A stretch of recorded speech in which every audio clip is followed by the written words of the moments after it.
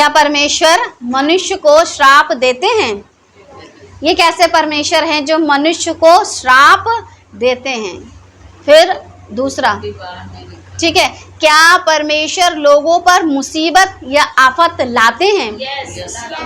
तो परमेश्वर जिसकी हम आराधना उपासना करते हैं वो परमेश्वर मनुष्य को श्राप देते हैं, लेकिन उसके पीछे कंडीशन है, फ्री में नहीं मिलती है, उसके पीछे एक मकसद होता है, बिना कोई हरकत के। ठीक है, आपको ना तो श्राप मिलेगा और बिना कोई हरकत के आपको आशीष नहीं मिलेगी। जब मनुष्य ने हरकत की तो क्या मिला उसे? श्राप। हरकत बुरी वाली करोगे तो मिलेगा श्राप, और अगर अच्छी करोगे, परमेश्वर के राज्य की बढ़ोतरी के लिए करोगे तो क्या मिलेगा? आशीषें। और जो कि सबसे पहले किसको मिली थी? बस इनकी शुरुआत हुई थी उत्पत्ति 3:8 से लिखा, तब यहोवा परमेश्वर जो दिन के ठंडे समय वाटिका में फिरता था उसका शब्द उनको सुनाई दिया। तब आदम और उसकी पत्नी वाटिका के वृक्षों के बीच यहोवा परमेश्वर से छिप गए। ये इनकी हरकत थी छिपना, लेकिन ऐसा क्या करा था कि इनको इनमें छुपना पड़ा? ये अपने आप को नंगा देख रहे थे। इन्हें पाप किया था। इन्होंने परमेश्वर की आज्ञा को तोड़ा था। परमेश्वर की आज्ञा क्या थी? इस पेड़ के फल को मत खाना, और इन्होंने क्या करा? उस पेड़ के फल को खा लिया। खाने के बाद परमेश्वर से क्या हो गए? छुप गए। लिखा, तब यहोवा परमेश्वर ने पुकार कर आदम से पूछा, तू कहाँ है? ठीक है, उसने कहा, मैं तेरा शब्द वाटिका में सुनकर डर गया, क्योंकि मैं नंगा था इसलिए छिप गया। इससे पहले वो नंगा नहीं था, बहुत अच्छे सूट बूट में रहता था। क्या? नहीं, सूट बूट में नहीं था, नंगा ही था। लेकिन जिस पेड़ के फल को खाने को मना किया, खाने के बाद उसको अपनी नंगाई नजर आ गई, और इसके चलते वो किससे छुपा? आज भी पूरी दुनिया किससे भाग रही है? परमेश्वर को ढूंढते भी हैं, ठीक है, और परमेश्वर से भागते भी हैं। मोक्ष की प्राप्ति के लिए, मन की शांति के लिए पहाड़ पर्वत नदी नाला इधर उधर जाते हैं, और अगर परमेश्वर सही वाला मिल जाता है तो कहते वहाँ मत जाना, ईसाई बना लेते हैं। और किसी चीज़ से इंसान को ऑब्जेक्शन नहीं है। आपको गुरुद्वारे जाना है, ठीक है, कोई आपको नहीं रोकेगा। आपको मंदिर जाना है, आपको कोई नहीं रोकेगा। यहाँ तक कि आपको कब्रें पूजने जाना है, आपको कोई नहीं रोकेगा। लेकिन अगर जैसे ही आपने चर्च गए और बाइबल को पढ़ना शुरू कर दिया, पूरी दुनिया एक तरफ होगी और आपको रोकना शुरू कर देगी। क्यों? क्योंकि सच्चाई को जान लोगे तो आप फिर गंदगी जाओगे। क्योंकि हर एक मनुष्य जो है वो छिप रहा है सच्चाई से, और जैसे ही सच्चाई नज़दीक आएगी आप क्या हो जाओगे? सच्चाई से छिपने लग जाओगे। और यहाँ पर यही हो रहा है, परमेश्वर से क्या कर रहे हैं लोग? छुप रहे हैं। और रीज़न क्या था? एक फल को खाने के लिए मना किया था, आज्ञा को। लिखा है उत्पत्ति 3:11, यहोवा परमेश्वर ने कहा, किसने तुझे बताया कि तू नंगा है? जिस वृक्ष का फल खाने को मैंने तुझे मना किया था, क्या तूने उसका फल खाया? अब परमेश्वर को समझ में आ गया है, इसे अगर नंगापन नजर आया है तो ये नंगापन किस वजह से है? उस पेड़ के फल को खाने की वजह से। लिखा है आगे, आदम ने कहा, जिस स्त्री को तूने मेरे संग रहने को दिया है उसी ने उस वृक्ष का फल मुझे दिया और मैंने खाया। स्त्री ने फल दिया और उसने खा लिया। स्त्री ने फल दिया है, ठीक है। अच्छा, एक सवाल पूछना चाहूंगी, यहाँ पर परमेश्वर ने, देखो, एक सांप है, एक स्त्री है, एक पुरुष है, क्या परमेश्वर ने तीनों को श्राप दिया है? तीनों को दिया। परमेश्वर ने, सोच लो और कंफर्म हो जाओ, क्या परमेश्वर ने तीनों को श्राप दिया था? कंफर्म कर लो, कभी दो कभी तीन, तीनों को श्राप मिला है। पहले दूसरे की बात नहीं है, देखो, पहला दूसरा तीसरा नहीं है, मिला नहीं मिला, तीनों को मिला कि दो को मिला?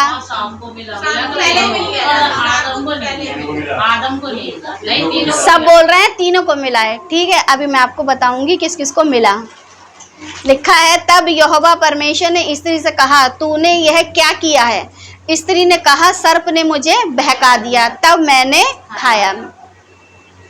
अब ये सर्प लिखा है, तब यहोवा परमेश्वर ने सर्प से कहा, तूने यह किया है इसलिए तू सब घरेलू पशुओं से और जंगली पशुओं से अधिक श्रापित है। तो पहला श्राप किसको मिल रहा है? सांप को। तू पेट के बल चला करेगा और जीवन भर मिट्टी चाटता रहेगा, और मैं तेरे और इस स्त्री के बीच और तेरे वंश और इसके वंश के बीच में बैर उत्पन्न करूंगा। वह तेरे सिर को कुचल डालेगा और तू उसकी एड़ी को डसेगा। यहाँ पर परमेश्वर स्त्री का वंश और सांप के बीच में बैर उत्पन्न करता है। तो जो श्रापित है उसको आपको अपने घर में रखना नहीं है। बहुत से लोग क्रूस को अपने घरों में रखते हैं, लेकिन बाइबल बताती है जो काठ पर लटकाया जाता है वो श्रापित है, और जिस काठ पे लटकाया गया फिर काठ कैसी है? वो भी श्रापित है। उस काठ को भी आपको अपने घर में नहीं रखना है। बहुत से लोग क्रूस रखते हैं, है ना। सीमा ने भी रखा था और बोला था कि हमें एक पादरी जी ने कहा था कि इसको अपने घर में रखना। मैंने सीमा से बोला, देखो तुम्हारी मर्जी, इसे रखो मत रखो, लेकिन ये है बेकार चीज़, बाकी तुम देख लो क्या करना है नहीं करना है। तो प्लास्टिक, लोहा, लकड़ी, सोना, चांदी, ठीक है, आप समंदर में से निकाल के ला रहे हो या किसी पेड़ से या कहीं से भी लेके आते हो, लाने के बाद जब आप उसका आकार बनाते हो तो वो अनमोल हो जाती है। होती तो वो वही है। आकार बनाने से सिर्फ पैसा कमा सकता है इंसान, खरीद बेच करके उसकी वैल्यू को नहीं बढ़ा सकता है। फिर स्त्री से उसने कहा, मैं तेरी पीड़ा और तेरे गर्भवती होने के दुख को बहुत बढ़ाऊंगा। मतलब गर्भवती और पीड़ा स्त्री को होती, नॉर्मल भी होती और बच्चे वो पैदा करती, लेकिन यह बहुत बढ़ाऊंगा। तो यहाँ पर नॉर्मल जच्चा की बात चल रही है या कोई और जच्चा की बात चल रही है? ये चल रही है कलीसिया के बच्चे उत्पन्न हों। ठीक है, लिखा है, मैं तेरी पीड़ा और तेरे गर्भवती होने के दुख को बहुत बढ़ाऊंगा। बहुत आज के ज़माने में जो कि बहुत हाई लेवल का ज़माना चल रहा है, इसमें औरतें पता क्या कर दी हैं, हम नॉर्मल डिलीवरी नहीं कराएंगे, आप हमारा सीज़र कर दो, हम दर्द लेंगे नहीं। तो फिर ऐसी कंडीशन में इनकी पीड़ा कहाँ बढ़ रही है? बहुत से ऐसी पढ़ी लिखी औरतें हैं जो नॉर्मल डिलीवरी नहीं चाहती हैं। वो कहती हैं पेट फाड़ दो, भले ही टाँके आ जाएंगे, लेकिन सुकून से, क्योंकि दर्द नहीं झेलना। लेकिन बात किसकी चल रही थी यहाँ पर? ऐसी औरत की जिसे परमेश्वर कहता है कलीसिया। आज कलीसिया को जद्दोजहद करनी पड़ रही है, जो मसीह में आ गए हैं लेकिन नए सिरे से जन्मे नहीं है।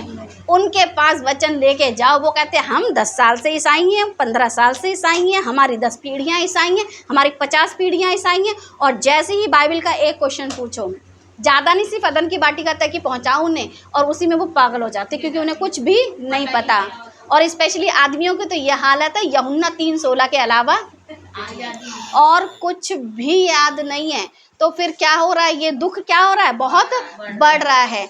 तू पीड़ित हो करके बच्चे को उत्पन्न करेगी और तेरी लालसा तेरे पति की ओर होगी और वह तुझ पर प्रभुता करेगा। इस आयत के अनुसार मुझे तो नहीं लगता इस दुनिया में बहुत सारे ऐसे भी आदमी हैं जिनकी बीवियां उन पर प्रभुता करती हैं इसके अनुसार। लेकिन एक शैतान जो कि इस संसार में पति बन करके बैठा है, एक परमेश्वर जो इस संसार में अपनी कलीसिया का पति किसकी चल रही दूल्हा है, और दुल्हन को क्या करता है?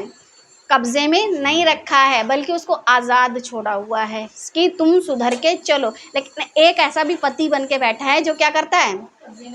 लोगों को अपने कब्जे में रखा हुआ, और कब्जे में ऐसे रखा है कि कोई भी यीशु मसीह के पास चला ना जाए। जब किसी के पास आप परमेश्वर यीशु का सुसमाचार लेके जाओ तो 10 लोग पीछे से उसको घसीट के वापस उसको उसी संसार में ले जाने वाले मिलेंगे। एक भी ऐसा नहीं मिलेगा जो ये बोलेगा कि तुम बहुत अच्छा कर रहे हो, तुम तो उद्धार के मार्ग को जान रहे हो, तुम तो सच्चाई को जान रहे हो। तो ये काम कैसा हो जाता है? और ज़्यादा तकलीफ में। अब बात आती है पुरुष की, जिसका हाल ऐसा हो रखा है। लिखा है और आदम से उसने कहा तूने जो अपनी पत्नी की बात सुनी और जिस वृक्ष के फल के विषय मैंने तुझे आज्ञा दी थी कि तू उसे ना खाना, उसको तूने खाया, इसलिए भूमि तेरे कारण श्रापित है। दूसरा श्राप किसको मिल रहा है? किनको श्राप मिला? पहला सर्प को, दूसरा हव्वा को। कहाँ मिला? हव्वा से सिर्फ इतना कहे तेरी गर्भवती होने की सिर्फ पीड़ा बढ़ाऊंगा, ये श्राप नहीं है, लेकिन इसको बोला श्रापित, और सर्प को बोला श्रापित, स्त्री को श्रापित। जिस कोख से परमेश्वर को इस पृथ्वी पर आना था, सिर्फ उसके सिर्फ पैदा होने की थोड़ी सी तकलीफ बढ़ाई। देखो मरियम जब गर्भवती हुई थी और बच्चा इस दुनिया में आना था, रहने का ठिकाना नहीं था, तकलीफ बढ़ रही थी। स्त्री को चाहिए कि कोई एक ऐसी जगह मिले सुकून वाली जहाँ उसका बच्चा पैदा हो जाए, उसको कहीं जगह नहीं मिली। मतलब जहाँ पे भेड़ बकरियाँ पलती थी वो भी वो वाली जिन्हें क्या कहते यहूदी बलिदान करते थे, क्योंकि वो नाम लिखाई के लिए यहूदा के बैतलहम को गई थी, जबकि वो लोग रहते कहीं थे। लेकिन ऐसी कंडीशन हुई, ऐसा माहौल क्रिएट हुआ कि वो पहली नाम लिखाई थी, जिसके चलते हर एक को अपने अपनी जगह, अपनी अपनी जन्मभूमि, अपने अपने गोत्र में जाना था। जब क्या कहते यहोशू ने जब गोत्रों को जगह जगह बांटा था, तो फिर जो दाऊद का जो गोत्र था उसको जगह कहाँ मिली थी? यरूशलेम में, बैतलहम में, जहाँ पर क्या कहते हैं मसीहा पैदा होने को थे, इसलिए सिर्फ उसी को वो जगह मिली थी। बाकी सबको अलग अलग जगह मिली थी, लेकिन एक दाऊद का जो गोत्र था उनको क्या मिला? बैतलहम। क्यों? वहाँ से यीशु मसीह पैदा होंगे। और जैसे ही उनके पैदा होने का समय निकट आया, राजा के दिमाग को किसने चलाया? परमेश्वर ने बोला नाम लिखाई के लिए चलो। तो परमेश्वर मनुष्य को श्राप दे सकता है, लेकिन तब जब परमेश्वर ने कहा तूने किसकी सुनी, किसकी बात मानी? तुमने किसकी? मैंने कहा था इस पेड़ के फल को मत खाना, लेकिन तुमने क्या किया? उसको खा लिया। और खाने के चलते बताता है कि तेरे कारण क्या है? भूमि श्रापित है, तू उसकी उपज जीवन भर दुख के साथ खाया करेगा। पूरी दुनिया में कहीं भी देख लो, टैक्स हर एक पर लगता है, हर चीज़ पर टैक्स है। और खेती बाड़ी आप कितनी ही कर लो, उसमें आपको टैक्स देना ही देना है। बोओगे बहुत, लेकिन उसका जो आप निकालोगे वो आपको थोड़ा मिलेगा। आगे लिखा है और वह तेरे लिए कांटे और ऊंट कटारे उगाएगी और तू खेत की उपज खाया करेगा। खेत की उपज, जो मनुष्य कभी पेड़ के फल खाया करता था, है ना, ऐसे बैठे, जो मनुष्य कभी पेड़ के फल तोड़ो खा लो, अब उसको क्या करना पड़ रहा है? खेत की उपज। और खेत में कोई भी चीज़ अपने आप से नहीं उगती। क्यों? खेत का मतलब होता है खाली जगह, जहाँ पर पहले आपको सख्त भूमि को नर्म करना पड़ता है, फिर नर्म भूमि को पानी डालना पड़ता है, फिर उसमें खाद लगानी पड़ती है, फिर उसमें दाने बोने पड़ते हैं, तब कहीं जा कर के वो, और कितनी मेहनत करनी पड़ती है उसको। पूरी ज़िंदगी आप देख लो, मनुष्य क्या करता है? खेत की उपज ही। अब बहुत से लोग पढ़े लिखे हो गए हैं तो नौकरियां कर रहे हैं, लेकिन बिना सर से पैर तक पसीना बहाए नौकरी करे बिना किसी को भी खाने को नहीं मिलता है। तो लिखा है और 19वीं आयत बताती है कि और अपने माथे के पसीने की रोटी खाया करेगा और अंत में मिट्टी में मिल जाएगा, क्योंकि तू उसी में से निकाला गया है, तू मिट्टी तो है और मिट्टी ही में फिर मिल जाएगा। तो ये श्राप किसके लिए है? आदम के लिए। लेकिन हमारे को जो यीशु मसीह आदम जो दिए गए थे वो मिट्टी में मिले नहीं, तो उन्होंने क्या करा? श्राप को तोड़ दिया। लेकिन इस आदम ने गलती की और परमेश्वर ने इसको, और सर्प ने गलती की यानी शैतान ने उसको, दोनों को क्या दिया? श्राप। तो सवाल क्या था? क्या परमेश्वर श्राप दे सकते हैं? तो हम कहेंगे हाँ, लेकिन तब जब आपसे उसने कहा इस पेड़ के फल को मत खाना और आपने खाया, तो गलती किसकी थी? जिससे जो परमेश्वर कहता है अगर वो उस काम को नहीं करता तो फिर उसको उसकी सज़ा मिलेगी। वैसे ही यीशु मसीह ने हमसे और आपसे कहा कि जाओ सारी जाति के लोगों को सुसमाचार सुनाओ, लोगों को चेला बनाओ और जो बातें मैंने तुम्हें आज्ञा दी हैं उन्हें मानना सिखाओ। अगर ये काम आप नहीं करते हो तो फिर सज़ा किसको मिलेगी? श्रापित कौन हो जाएगा? तो फिर आपको समझना होगा, जब आप टीवी कभी देखते हो तो इस दुनिया में जितने भी प्रोडक्ट हैं वो कंपनी वाले आपके पास बार बार आते हैं? नहीं आते हैं, कंपनी वाले नहीं आते हैं। उनकी एडवर्टीजमेंट आपको फ़ोन पे, मोबाइल पे बार बार लगातार दिखाई देती है। फिर मन में क्या आता है? फेयर एंड लवली लगा करके जे गोरी हो गई तो फिर हम भी लगाएंगे। और जाने कितनों ने फिर फेयर एंड लवली को क्या कर दिया? फेयर एंड लवली वाली कंपनी को अमीर कर दिया। फिर आता है कि ये ओट्स खा लो जिससे आप पतले हो जाओगे, फिर कितनों ने खाया और कंपनी को अमीर कर दिया, कंपनी मोटी ताजी हो गई। ठीक है, तो इसी तरीके से जब आप मसीही मंथन बैठक से जुड़ करके परमेश्वर के वचन को, उसके राज्य को अगर आप उसकी ऐड कंटिन्यू लोगों तक पहुंचाओगे तो आज नहीं तो कल, क्योंकि कोई भी कंपनी अगर स्थापित की जाती है वो तुरंत ग्रो नहीं करती है। ठीक है, ये बिजनेस के रूल होते हैं। परमेश्वर का राज्य जब इस पृथ्वी पर आया था, मसीहा लेकर के आए थे, तुरंत ग्रो नहीं किया था। 3.5 साल मसीहा ने यहाँ पर काम किया, सही वचन को सही ढंग से लोगों को सिखाया। फिर 12, फिर 120 तैयार हुए, फिर उन्होंने जा कर के उस काम को किया, तो जा कर के परमेश्वर का राज्य थोड़ा बढ़ा है।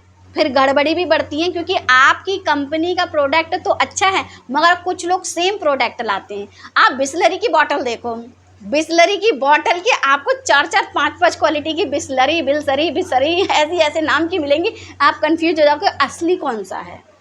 वैसे ही मसीह की सही शिक्षा के साथ साथ इतनी शिक्षाएं फैल गई हैं कि लोग कंफ्यूज हैं। लेकिन फिर भी जो चीज़ असली होती है, ठीक है, जो ओरिजिनल चीज़ होती है उसकी वैल्यू फ़र्क होती है, उसका टेस्ट फ़र्क होता है। जब कोई कानों से आपकी बातों को सुनेगा तो वो समझ जाएगा कि ये कौन सी चीज़ है। तीनों को श्राप मिला था कि दोनों को?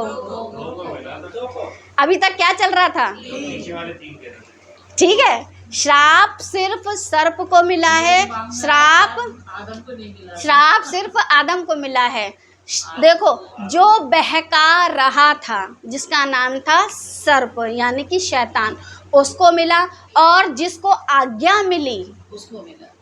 एक ने हरकत करवाई और एक ने हरकत करी। बीच वाला तो था फंसा हुआ था, क्योंकि उसको कंफर्म नहीं था, इसलिए कि मैं क्या करूं। उसको बार बार वो दिखा रहा था। जब वो बार बार लालच दे रहा था उस पेड़ के फल का, तो आदम तू कहाँ थे जब तुम्हारी पत्नी को कोई बहका रहा था? तुम अपनी पत्नी को छोड़ के कहाँ बिजी थे? आजकल औरतें बिगड़ क्यों रही हैं? क्योंकि उनके आदमी उन पर ध्यान नहीं देते हैं, इस चक्कर में औरतें बिगड़ती हैं। अब देखो, हर औरत तो इतना संयम नहीं रखती है, लेकिन बहुत सारे। अब पति क्या था? अब तुम अपनी बीवी को छोड़कर कहाँ थे? फिर परमेश्वर यही पूछता है ना कि तुम कहाँ थे। लेकिन यीशु मसीह आज हमारे क्या हैं? आने वाले दूल्हा। तो वो कहते हैं मैं तुमको आज्ञा दे के जा रहा हूँ। क्या करने की? तैयारी करने की। अब सिर्फ तैयारी में दिमाग लगाओ, दूसरा मत देखो। आपका काम क्या है? तैयारी करनी है, दूसरा नहीं देखना है। ठीक है, आपको यीशु मसीह उलझा के गए हैं कामों में। ठीक है, आपको उन कामों को करना है, और काम कोई थोड़े नहीं है, बहुत है। दिन ही दिन में कर लो, क्योंकि वो रात आने वाली है जिसमें आप ये काम नहीं कर पाओगे। दिन ही दिन में कर पाओगे, रात में नहीं कर पाओगे। तो श्राप सर्प को मिला क्योंकि तुमने बहकाया। ठीक है, श्राप मनुष्य को, आदम को मिला क्योंकि तुमने खाया। बीच में वो जो स्त्री थी, जो लोग, पूरी दुनिया ये कहती है कि औरत की वजह से पूरी दुनिया में, जब से परमेश्वर ने औरत को बनाई है तब से वो सुकून से नहीं सोया। परमेश्वर ने जब से ये दुनिया बनाई है वो ना पहले सोता था और ना अब सोता है। बाइबल बताती है हमारा परमेश्वर ना सोता है ना ऊँगता है।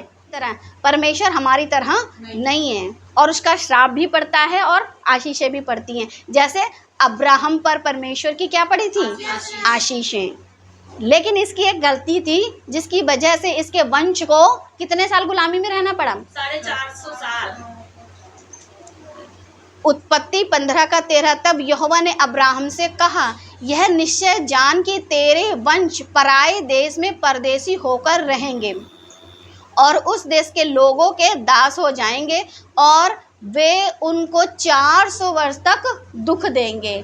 450 साल तक दुख था और वहाँ पर लिखा हुआ है, लेकिन यहाँ पर परमेश्वर कहते 400 वर्ष तक दुख मिलेगा और इन लोग मिस्र की गुलामी में पूरी तरीके से 400 वर्ष तक कंप्लीटली दुख में थे।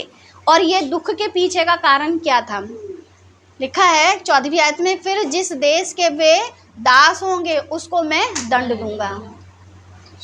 ये क्या बात हुई? परमेश्वर अब्राहम को आप कहते हो कि तेरे लोग गुलाम हो जाएंगे, फिर जिनके गुलाम होंगे उनको मैं दंड दूंगा। ये लोग हरकतों से तो वहाँ गुलाम बने हैं, तो फिर आप दंड क्यों दोगे? उसके पीछे का एक कारण है। आगे लिखा है कि और उसके पश्चात वे बड़ा धन वहाँ से लेकर निकल आएंगे। तू तो अपने पितरों में कुशल के साथ मिल जाएगा, तुझे पूरे बुढ़ापे में मिट्टी दी जाएगी, पर वे चौथी पीढ़ी में यहाँ फिर आएंगे। यहाँ मतलब कहाँ? जहाँ पर परमेश्वर ने कहा था कि मैं तुझको ये पूरी जगह दूंगा, जिसे हम क्या कहते हैं? कनान देश। ठीक है, लिखा है पर वे चौथी पीढ़ी में यहाँ फिर आएंगे, क्योंकि अब तक एमोरियों का अधर्म पूरा नहीं हुआ है। जब कोई मनुष्य अधर्म करता है तब परमेश्वर उसको दंड देते हैं, लेकिन ऐसे ही दंड नहीं देते हैं। अधर्म जब तक पूरी रीति से पूरा ना हो, लिखा अब तक एमोरियों का अधर्म पूरा नहीं हुआ है। जब अब्राहम से परमेश्वर बात कर रहे थे तब तक उनका अधर्म पूरा नहीं हुआ था, मतलब ज़्यादा अधर्मी नहीं थे, अभी उनके अधर्म को पूरा होने में कुछ कमी थी। परमेश्वर क्या करते हैं? धीरजवंत हैं और धीरज से एमोरियों के सुधरने का इंतज़ार कर रहे थे। ये अधर्म से दूर हो जाएं, इसका क्या कर रहे थे? इंतज़ार कर रहे थे। लेकिन जब इनका अधर्म ख़त्म नहीं हुआ और बढ़ता चला गया, तो फिर परमेश्वर ने ठान लिया कि अब मैं इनको क्या दूंगा? दंड दूंगा। निर्गमन 9:13। अब अब्राहम के ज़रिए कौन से देश को तकलीफ़ मिली? मिस्र देश को। ठीक है, और उस मिस्र देश में परमेश्वर ने कौन कौन सी विपत्तियां लेकर के आई, वो तो हमें पता ही है कि कितनी विपत्तियां आई। ठीक है, उन 10 विपत्तियों में भी परमेश्वर उन पर अपना अनुग्रह दिखा रहे थे जिन्होंने परमेश्वर का भय माना। ठीक है, लिखा है निर्गमन 9:13 में, फिर यहोवा ने मूसा से कहा, सवेरे उठकर फिरौन के सामने खड़ा हो और उससे कहे, इब्रियों का परमेश्वर यहोवा इस प्रकार कहता है कि मेरी प्रजा के लोगों को जाने दे कि वे मेरी उपासना करें। जिसमें ये लोग गुलाम थे, इजराइली लोग, उस मिस्र को और मिस्र के राजा को परमेश्वर क्या कह रहे हैं? कि मेरे लोगों को अगर फिरौन इन लोगों को आराम से जाने देता तो ठीक था, लेकिन उसने क्या करा? नहीं जाने उन लोगों को जाने नहीं दे रहा था। लिखा है, नहीं तो अब की बार मैं तुझ पर और तेरे कर्मचारियों पर और तेरी प्रजा पर सब प्रकार की विपत्ति डालूंगा, जिससे तू जान ले कि सारी पृथ्वी पर मेरे तुल्य कोई दूसरा नहीं है। परमेश्वर तकलीफ देने से पहले वार्निंग देते हैं। जैसे आज हम और आप मसीह मंथन के जुड़े लोग, परमेश्वर तकलीफ़ दे उससे पहले वार्निंग क्या कर रहे हैं? लोगों को दे रहे हैं।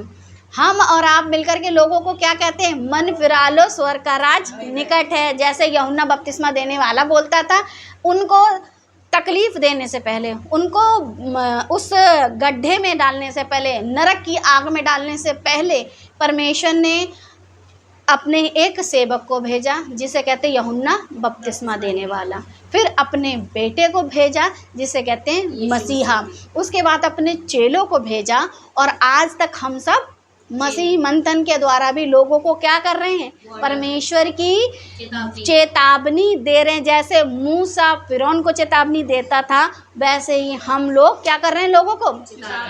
फ़र्क सिर्फ इतना है कि उस समय ऑन द स्पॉट विपत्ति पड़ रही थी, अब लास्ट टाइम पे पड़ेगी, क्योंकि अब कुल्हाड़ा पेड़ों की जड़ों पर रखा है, कब चल जाए उसका पता नहीं है। परमेश्वर क्या कर करके बैठे हुए? सब्र, बस इंतज़ार कर रहे हैं कि ये मन को क्या करें? अपने फिरा लें। फिर आगे लिखा है, मैंने तो अभी हाथ बढ़ाकर तुझे और तेरी प्रजा को मरी से मारा होता और तू पृथ्वी पर से सत्यानाश हो गया होता। परमेश्वर चाहता तो मार देता फिरौन को तुरंत, लेकिन क्या कहता है, परंतु सचमुच मैंने इसी कारण तुझे बनाए रखा कि तुझे अपना सामर्थ्य है ना, तुझे मैं अपना सामर्थ्य दिखाऊं। परमेश्वर दुष्ट को भी अभी रखता है। लोग कहते हैं कि दुष्ट और पापी फलते फूलते चले जा रहे हैं, इसलिए कि उनमें परमेश्वर अपनी सामर्थ्य को दिखाए। लाजर रात दिन पड़ा रहता था तकलीफ में, परेशानी में, और दुष्ट और पापी बंदा मस्त खाता पीता ऐश करता था। एक दिन परमेश्वर ने अपनी सामर्थ्य को वहाँ क्या करा, दिखाया। और जब परमेश्वर ने सामर्थ्य दिखाई तो वही व्यक्ति धनवान पुकार लगा रहा था लाजर को, एक उंगली का सेवा भी वो लाजर को भेज दो कि एक उंगली से ऐसे करके आओ, मेरी जुबान को तरावट दे दे, मगर ऐसा नहीं हुआ। तो परमेश्वर दुष्ट को भी रखता है, लेकिन क्या दिखाने के लिए, अपनी सामर्थ्य दिखाने के लिए। क्या तू अब भी मेरी प्रजा के सामने अपने आप को बड़ा समझता है? मेरी प्रजा, हमारे सामने अगर कोई अपने आप को बड़ा समझता है तो ध्यान रखे वो पंगा किससे ले रहा है ना। लिखा है कि बड़ा समझता है और उन्हें जाने नहीं देता। सुन, कल मैं इसी समय ऐसे भारी भारी ओले बरसाऊंगा कि जिनके तुल्य मिस्र की नींव पड़ने के दिन से लेकर आज तक कभी नहीं हुआ। ऐसे भारी भारी ओले, आज पूरी दुनिया में ऐसी भारी भारी महामारी, ऐसी भारी भारी बारिश, जहाँ देखो जहाँ आग नहीं है, कहीं पे आग लग गई है जंगलों में तो लोग मर रहे हैं, कहीं पे भयंकर बाढ़ आ रही है तो लोग मर रहे हैं। आग और बारिश से बच जा रहे तो आपस में लड़ के मरे जा रहे हैं। ये देश उस देश पे चढ़ाई कर, वो देश उस देश पे। ये सब के पीछे का कारण क्या है? परमेश्वर की आज्ञा को नहीं मान रहे हैं, इसके चलते इतनी तकलीफ झेल रहे हैं। और फिर परमेश्वर इन पर क्या भेज रहा है? और वो विपत्तियाँ तब भी भेजी थी और अभी भी आपको देखने को मिलेंगी। भयंकर आपदाएं आ रही हैं लगातार। और लिखा है कि सुन, कल मैं इसी समय ऐसे भारी भारी ओले बरसाऊंगा कि जिनके तुल्य मिस्र की नींव पड़ने के दिन से लेकर अब तक कभी नहीं पड़े। इसलिए अब लोगों को भेजकर अपने पशुओं को और मैदान में जो कुछ तेरा है सबको फुर्ती से आड़ में छिपा ले, नहीं तो जितने मनुष्य या पशु मैदान में रहें और घर में इकट्ठे ना किए जाएं, उन पर ओले गिरेंगे और वे मर जाएंगे। समस्या देने से पहले परमेश्वर समाधान बता देते हैं। अगर आप परमेश्वर में हो तो आप परमेश्वर की बातों को समझोगे और समस्या का समाधान पे ध्यान दोगे। अन्यथा आप परमेश्वर की बातों को क्या करोगे? हल्के में ले लोगे।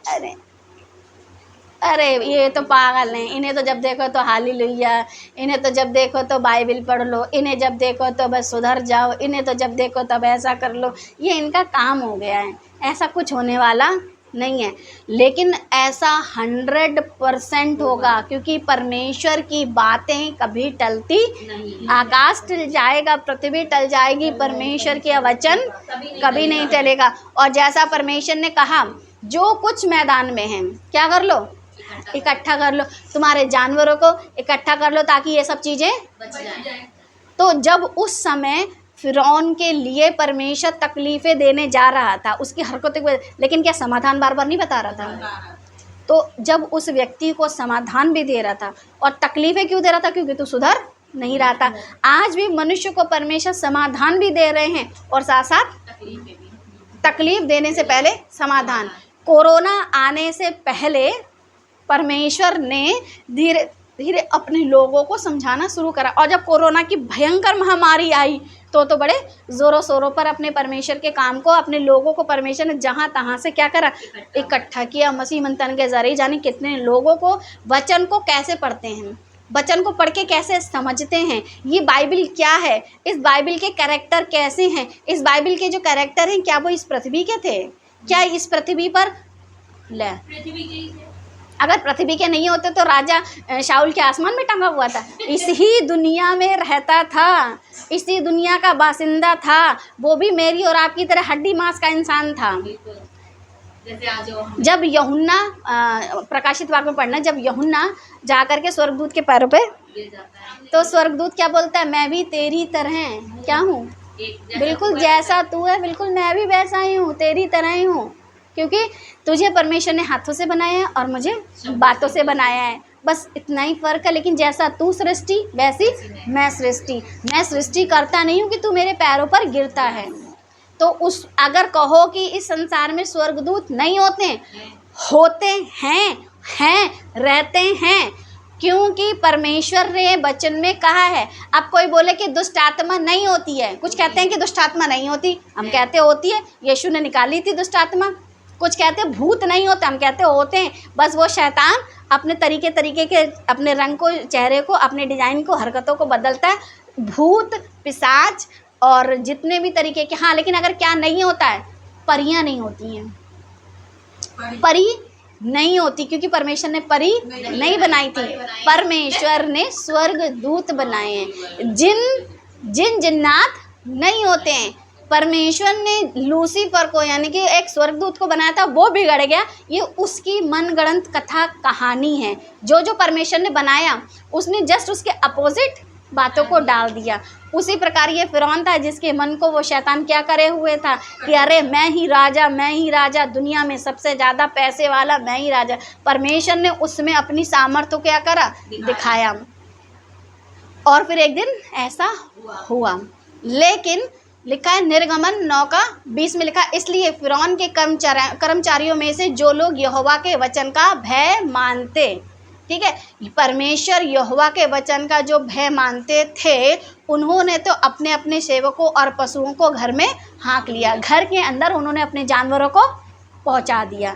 अब जिसने यहोवा के वचन का भय माना, उसके पशु बच गए, उसका सामान बच गया, वो खुद बच गया।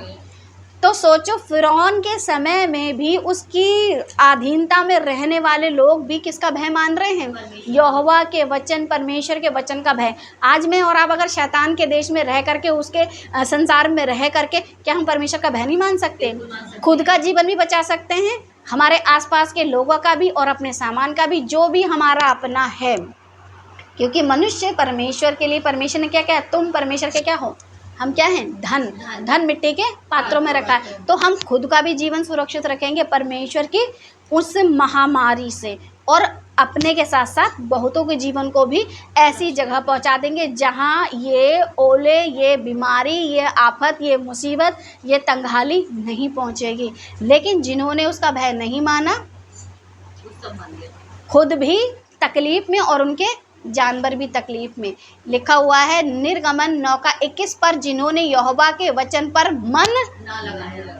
आपका मन परमेश्वर के वचन पर लगा है तो सुरक्षित, और नहीं लगा है तो मूर्छित। तो आप मूर्छित, मरे हुए हो जाओगे। उन्होंने अपने सेवकों और पशुओं को मैदान में रहने दिया। अब जब रहने दिया तो उसका फल क्या निकला, परमेश्वर ने तकलीफ देने से पहले आपको क्या दी थी, सब तकलीफ की सूचना। जैसे कहीं पर रोड बनता है, ठीक है, तो रोड बन रहा होता है, गड्ढे वड्ढे खुद रहे होते हैं, तो वहाँ पर एक बैरियर लगा देते हैं और वहाँ पर बड़े शब्दों में लिखी होती है, कार्य प्रगति पर है क्या कहते हैं, सावधानी, चेतावनी, ऐसे ऐसे कर कहीं इलेक्ट्रीशियन का। तो वो लोग क्या करते हैं, आपको वार्निंग देते हैं। अब आप उसके बावजूद वहाँ गड्ढे में जाके गिर पड़ो तो गलती किसकी है? क्योंकि आपने चेतावनी को सीरियसली नहीं लिया। आपको पहले बताया गया था, इन्हें पहले बताया गया, लेकिन इन्होंने परमेश्वर के वचन पर मन नहीं लगाया। और जो परमेश्वर के वचन पर मन नहीं लगाया था, उन दिनों में मर गए। ये भी इंसान थे, परमेश्वर का क्रोध इन पर पड़ा, और आज के इंसान भी ऐसे ही मर जाएंगे।